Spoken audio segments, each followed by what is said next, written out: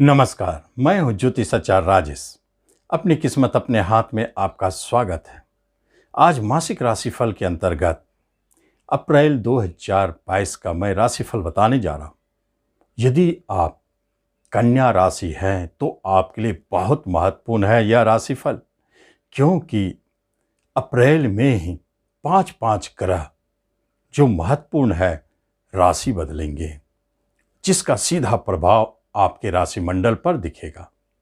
सबसे पहले बुध, मंगल, उसके बाद सूर्य, गुरु और राहु, ये पांच ग्रह अपने घर बदल देंगे और आपके राशिफल पर इसका क्या प्रभाव दिखेगा इसके बारे में ही बताने जा रहा हूं। सबसे महत्वपूर्ण बात है राहुदेव का परिवर्तन, क्योंकि आपके राशि से अष्टम राहुदेव आपको बिगाड़ने के लिए ही आए हैं। आपका बिगाड़ करेंगे, कामों को बिगाड़ेंगे, अचानक उतार चढ़ाव दिखाएंगे, मन में भी और आपके कार्य क्षेत्र में भी अचानक उलझन, परेशानी, बाधाओं को खड़ी कर देंगे। अष्टम घर है, उतार चढ़ाव का है, जो भी होगा अचानक होगा। चोट चपेट भी अचानक लगा देते हैं ऐसे राहुदेव। अब हम देखते हैं कि यही 7 तारीख के बाद हेल्थ वाइज आपको सतर्क रहना चाहिए, लेकिन 7 से लेकर सिर्फ 12 तारीख तक, 13 को तो गुरुदेव आ जाएंगे मीन में, और मीन में आएंगे तो हंस राजयोग का निर्माण करेंगे, शक्तिशाली राजयोग, और आपके लग्न को देखेंगे, इसलिए आपके हेल्थ की रक्षा करेंगे, एक्सीडेंट से बचाएंगे। छोटी अवधि है, वहां संभल के रहना। गुरुदेव का यह परिवर्तन आपके लिए बहुत महत्वपूर्ण है, क्योंकि राहुदेव जो उतार चढ़ाव देने वाले हैं उसे कोई बचा सकता है तो वो है गुरुदेव। और गुरुदेव शक्तिशाली रूप में आए हैं। राहुदेव भी अष्टम में मेष में बैठे हैं शक्तिशाली ढंग से। दोनों अपने जगह पर शक्तिशाली है, दोनों अपने शक्ति का प्रयोग करेंगे, लेकिन गुरुदेव के बारे में कहा गया है कि वह कई दोषों का शमन करते हैं यदि केंद्र में बैठे हो। आपके गुरुदेव राशि से केंद्र में है, इसलिए महत्वपूर्ण हो जाता है। बुध देव भी घर बदलेंगे, सूर्यदेव भी घर बदल देंगे।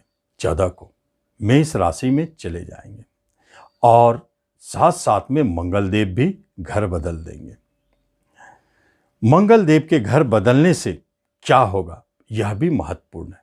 छठे घर में जाएंगे, एक विपरीत राजयोग का निर्माण करेंगे। आगे हम राशिफल में देखते हैं विस्तार से कि क्या कहता है। उससे पहले आपसे एक निवेदन है कि आप इस चैनल पर पहली बार आए हैं तो इसे जरूर सब्सक्राइब करें, बेल आइकन भी प्रेस करें। कर्म रोजगार की यदि बात हो रही है तो एक बात स्पष्ट है, कर्म के मामले में थोड़ा सावधान रहना है, क्योंकि राहुदेव अष्टम और वहीं आपके कर्म के मालिक भी आ रहे हैं। यह परिवर्तन आपके लिए कर्म रोजगार के क्षेत्र में उतार चढ़ाव अचानक खड़ी कर देंगे, विघ्न बाधा अचानक खड़ी करेंगे। या तो बहुत से प्रॉब्लम शुरू हो गए, या आपके स्थान बदल दिए जहां आप जाना नहीं चाहते थे, या नहीं तो आप पाएंगे कि जिस चीज के लिए आप प्रयास करते आ रहे थे कि प्रमोशन मिले, इंक्रीमेंट मिले, जॉब मिले, अचानक निराशा दिखा देंगे। ऐसी स्थिति बन रहे हैं, वहां आपको सफलता नहीं है। लेकिन यदि आप 7 तारीख तक प्रयास कर रहे हैं, या आपके कोई काम बनने वाले हैं कर्म से जुड़े हुए, तो वहां आपको सफलता है। 7 के बाद परेशानी शुरू, और 12 के बाद तो ज्यादा था सतर्क रहेंगे। बदनामी का भी योग कर्म क्षेत्र में है। लायबिलिटीज से आपके परेशानी बढ़ेंगे, तनाव बढ़ेंगे, टेंशन बढ़ेंगे, ये सब स्थिति भी जन्म लेंगे। बिजनेस की बात यदि की जाए तो बिजनेस स्थान पर जो भी चल रहा है पूर्व से बहुत अच्छा है, खराब नहीं है। लेकिन गुरुदेव जैसे ही हंस योग बनाएंगे 13 के बाद, आपके बिजनेस में लाभ अपने आप बढ़ने लगेंगे। पार्टनरशिप भी आपके धनदायी साबित होने लगेंगे, या उस अवधि के बाद कोई पार्टनरशिप बनता है तो वह आपके लिए लाभदायक साबित होगा। आपको 13 के बाद ही कोई नए बिजनेस शुरू करने चाहिए, वह बहुत ही लाभदायक साबित होगा। बहुत अच्छी स्थिति को जन्म दे रहे हैं। खास तौर पर 14 तारीख के बाद जब सूर्यदेव भी चले जाएंगे मेष में, तब गुरुदेव अकेला बचेंगे और वह आपके बिजनेस के लिए बहुत अच्छे साबित होंगे, जबरदस्त लाभ देने वाला पार्टनरशिप और बिजनेस। शिक्षा एजुकेशन के क्षेत्र में बहुत अच्छी स्थिति है, आपके मन लगते रहेंगे, वह चलता रहेगा। उच्च शिक्षा के लिए यदि प्रयासरत है या शिक्षा में कुछ नया करना चाहते हैं परिवर्तन, तो आप 12 के बाद करें। राहु देव को हटने दे भाग्य स्थान से, उसके बाद आपके शिक्षा में कोई रुकावट नहीं। तब तक मंगल देव भी स्थान बदल चुके होंगे, तो ये स्थिति आपके शिक्षा के लिए लाभदायक साबित होता है। रिश्ते नाते कुटुंबों में जो अभी तक चल रहा स्थिति वह बहुत अच्छा है, लेकिन 12 के बाद, खास तौर पर 13 के बाद, जब गुरुदेव भी घर बदलेंगे और राहुदेव अष्टम आएंगे, तब आपके रिश्ते नातों में झगड़े, विवाद, संशय, कलह, ये सारे स्थिति जन्म लेंगे। अलगाव की स्थिति दिखाई देता है। जो रिश्तेदार दूर में है वहाँ भी विवाद दिखाई देता है। खास तौर पर आप महसूस करेंगे कि छोटे भाई बहन, बड़े भाई बहन की तरफ से कुछ परेशानियां शुरू हो गई। पिता की तरफ से अच्छी स्थिति रहेंगे, माता की तरफ से अच्छी स्थिति रहेगी, लेकिन दाम्पत्य जीवन में वहाँ मधुरता है। आपका सच्चा रिश्तेदार, आपका जीवन साथी, जो आपको पग पग पर साथ देते रहेंगे, बुरे समय में आपको हिम्मत दिलाएंगे। राहु के कारण जो परेशानी है उससे बचाने में आपके जीवन साथी आपके साथ है। तन, मन और धन तीनों से आपको सहयोग देंगे और कहीं आपको गिरने नहीं देंगे। ऐसी स्थिति प्रेम और आपके मधुरता बढ़ते रहेंगे। विवाह करना चाहते हैं, विवाह योग्य हो चुके हैं, तो निश्चित तौर पर आप कोशिश करें 13 अप्रैल के बाद आपकी विवाह पक्की। जिस तरह का भी इस अवधि में आप विवाह की बात कर रहे हैं, उसमें एक बात स्पष्ट है, जहां भी विवाह होगी वह बहुत अच्छे ऊंचे घर में, और जीवन साथी बहुत अच्छा मिलेगा जो आपको सहयोगी और लंबी समय तक चलने वाला है। ऐसी स्थिति को जन्म दे रहे हैं, इसलिए इस अवधि में विवाह का योग शुभ बना हुआ है, तो जो भी विवाह होंगे वह शुभ होंगे।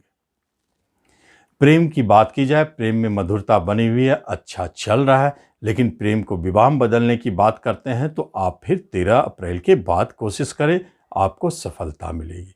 नए प्रेम प्रसंग अचानक जन्म ले सकते हैं और वह विवाह में भी बाद में बदल सकते हैं। प्रेम प्रसंग मधुरमय है। जब धन और संपत्ति की बात होती है तो धन के लिए एक बात स्पष्ट है, 12 तक आपको धन की कमी महसूस नहीं हो रही थी और ना होगी, लेकिन 12 के बाद कुछ परेशानी बढ़ेगी। खास तौर पर 14 तारीख के बाद सूर्य देव की दृष्टि पड़ेंगे धन भाव में, जहां आपके खर्चे बढ़ेंगे, हानि का योग बनता है और कहीं कहीं इन्वेस्टमेंट भी कराएंगे, वह अच्छे दिशा में है, लेकिन खर्चे तो बढ़ेंगे, हाथ में रुकना मुश्किल है। प्रॉपर्टी खरीदने का योग अनायास उत्पन्न हो सकता है 13 अप्रैल के बाद। नए वाहन का योग भी बनता है 13 अप्रैल के बाद।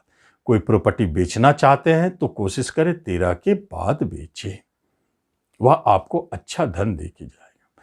शेयर मार्केट से जुड़े हुए हैं तो आपके लिए लाभदायक है, भले ही उतार चढ़ाव हो, लेकिन छोटे टर्म में नहीं। आप लॉन्ग टर्म के लिए अगर शेयर खरीदते हैं, बेचते हैं, तो वह आपको निश्चित लाभ देंगे, क्योंकि शनिदेव बैठे हैं स्वगृह, वह हमेशा लंबी अवधि में चलते हैं और वहाँ आपको सफलता दिलाते हैं।